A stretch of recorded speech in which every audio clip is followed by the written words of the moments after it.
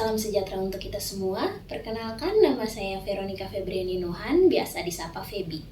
Saat ini saya bekerja di salah satu rumah sakit sebagai perawat di ruang perawatan bayi. Mungkin saat teman-teman mendengar saya berbicara tentang ruang bayi, pasti ada yang ekspresinya, wah, enak nih, senang dong bekerja di ruang bayi. Setiap hari melihat bayi-bayi imut, lucu, jadi bawaannya kita tuh senang terus. Atau mungkin ada dari teman-teman yang bekerja di ruang rawat inap dewasa atau lainnya, pasti ngomongnya, oh enak dong, berarti beban kerjanya itu tidak seberat dengan beban kerja saat kita bekerja sebagai perawat dewasa gitu. Di sini saya ingin menegaskan bahwa mungkin hal-hal yang disampaikan oleh teman-teman itu atau yang terpikirkan oleh teman-teman itu ada benarnya juga, namun tidak semuanya ya benar gitu. Jadi kami sebagai perawat ruang bayi yang merasakan di lapangan pasti ada kendala, ada tantangan yang kami hadapi. Nah, pada kesempatan ini saya ingin berbagi kepada teman-teman mengenai apa saja sih tantangan yang kami hadapi saat kami bekerja di ruang bayi. Ya. Yang pertama, untuk bayi-bayi baru lahir, ya seperti yang teman-teman ketahui, bayi baru lahir ini tidak bisa berbicara, tidak bisa mengekspresikan sesuatu. Jadi mereka itu hanya bisa mengekspresikan sesuatu dengan cara menangis, gitu ya. Nah, di sini pasti kita bingung dong, bayi ini menangis tuh mau apa? Entah dia mau minum, mau menyusu, atau pampersnya basah, atau mungkin ada hal yang lain. Nah, di sini kita sebagai perawat harus peka nih sama keadaan bayi yang seperti itu. Jadi memang kita harus bisa menilai mana bayi yang menangis karena haus, karena pampersnya basah, atau misalkan bayinya ini menangis karena kondisi yang kurang nyaman, misalnya dia kesakitan atau apa gitu ya. Jadi misal jika kita kurang peka nih atau jarang melihat kondisi-kondisi seperti itu, mungkin sulit ya kita untuk mengenali tanda-tanda bayi itu merasa tidak nyaman. Makanya di sini kita sebagai seorang perawat harus peka ya dengan kondisi bayi yang seperti yang saya jelaskan tadi.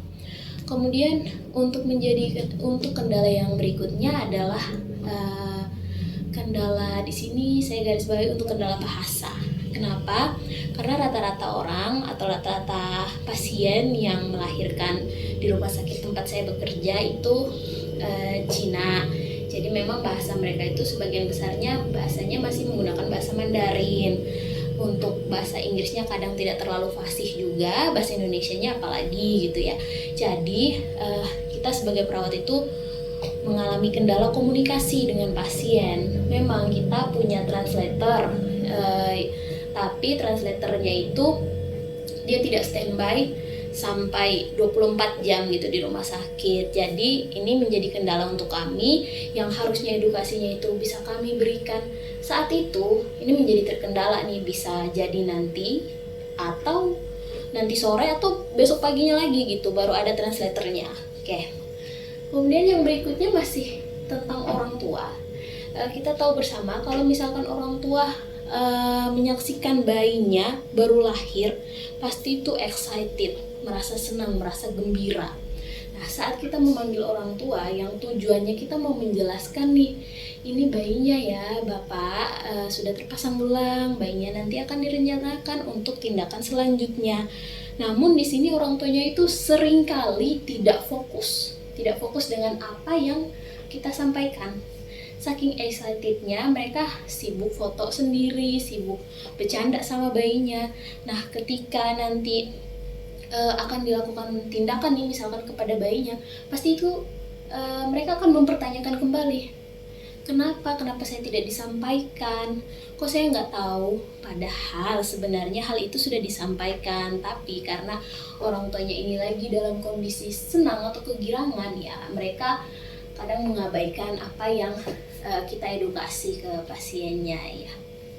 Kemudian untuk tantangan berikutnya adalah di rumah sakit tempat saya bekerja ini kan memang kita planningnya itu bayi ini harus rawat gabung bersama dengan ibunya 24 jam bersama dengan mamanya dan ASI eksklusif. Nah, di sini memang ada beberapa orang tua atau ibu yang tidak mau menyusui dan tidak mau bayinya itu berada di kamar, ingin istirahat. Jadi di sini kita mengalami kendala lah saat mengedukasi pasien, tapi dianya menolak, nggak mau nyusuin, maunya bayinya di ruang bayi saja, padahal bayinya ini membutuhkan sentuhan fisik dari ibunya, membutuhkan ASI dari ibunya ya. Kemudian berikutnya untuk kendala-kendala yang kami hadapi di ruang bayi mungkin lebih ke ya seperti yang saya katakan, ke arah komunikasi sih. Kadang memang apa yang kita sampaikan belum tentu bisa diterima oleh pasien, jadi kita sebagai perawat harus menggunakan bahasa yang lebih mudah dimengerti oleh pasiennya. Selain itu, pasien-pasien kita sekarang itu sudah kritis ya, jadi mereka mencari informasi itu bukan hanya dari satu sisi saja, tapi mereka ambil dari berbagai sumber, baik itu dari Google lah, dari kenalan mereka, dari dokter kenalan mereka. Jadi di sini saat dokter anak menjelaskan nih mengenai kondisi bayinya, mungkin saat itu dia akan, oh iya baik, oke, akan saya terima dengan baik gitu ya. Tapi setelah dokternya pergi, biasanya rata-rata pasien itu malah ngomongnya tuh ke perawat. Nanti pasti dibilang, "Sus, tadi dokternya bilang gini, tapi setelah saya searching di Google, kayaknya pemberian ini tuh tidak baik untuk bayi. Di sini dikatakan tidak bagus." Atau misalkan, "Sus, saya ada kenalan dokter lain nih, kok dari dokter ini tidak menyarankan ya untuk diberikan ini?" Atau, "Sus, kemarin sepupu saya lahiran di sini, tapi dia nggak pakai ASI tuh, dia pakai Sufor gitu ya."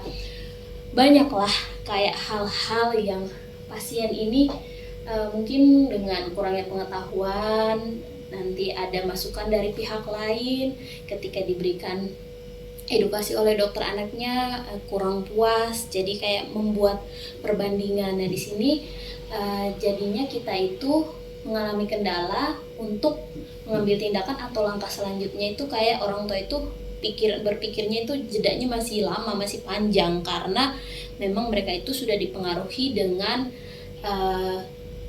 pengetahuan dari luar gitu. Jadi di sini memang kita sebagai perawat dituntut agar bisa mengedukasi pasien dengan baik, agar kita bisa meyakinkan pasien. Jika memang pasien kekeh terhadap keputusannya, ya mau bagaimana lagi, itu adalah hak dari pasien itu tersendiri. Seperti dia ingin, "Saya nggak mau ASI sus, saya maunya Sufor aja." Oh silakan, balik lagi ke bapak dan ibu, pilihannya mau seperti apa. Namun di sini kami sudah menjelaskan resikonya apa. Paling nanti kita akan mintakan tanda tangan persetujuan yang menyatakan bahwa bapak dan ibu sudah bersedia nih, misalkan untuk menanggung resiko jika terjadi sesuatu kepada bayinya. Oke, mungkin sejauh ini untuk tantangan dan kendala untuk perawatan bayi baru lahir itu saja. Selain itu kayaknya masih bisa kita tangani sih, sama mungkin ya seperti perawatan pada orang dewasa atau pada anak kan berbeda ya dengan bayi. Jadi garis besarnya sih yang saya katakan seperti yang saya jelaskan tadi untuk tantangan bekerja di ruang bayi. Sejauh ini tantangan-tantangan tersebut itu masih bisa kita atasi. Jadi memang ada solusinya tersendiri. Jika teman-teman semua tertarik untuk bergabung di ruang bayi bersama dengan kami, ya kita persilakan ya. Oke, jadi semuanya itu akan ada solusinya. Jadi tidak hanya yang jelek-jeleknya saja teman-teman lihat, teman-teman juga harus mengambil dari sisi positifnya. Baik, sekian dari saya. Mungkin hanya itu yang bisa saya sampaikan kepada teman-teman. Jika dari teman-teman mempunyai sumber atau informasi yang lain yang bisa disampaikan, boleh kita share bersama ya. Terima kasih atas kesempatan yang diberikan. Selamat malam.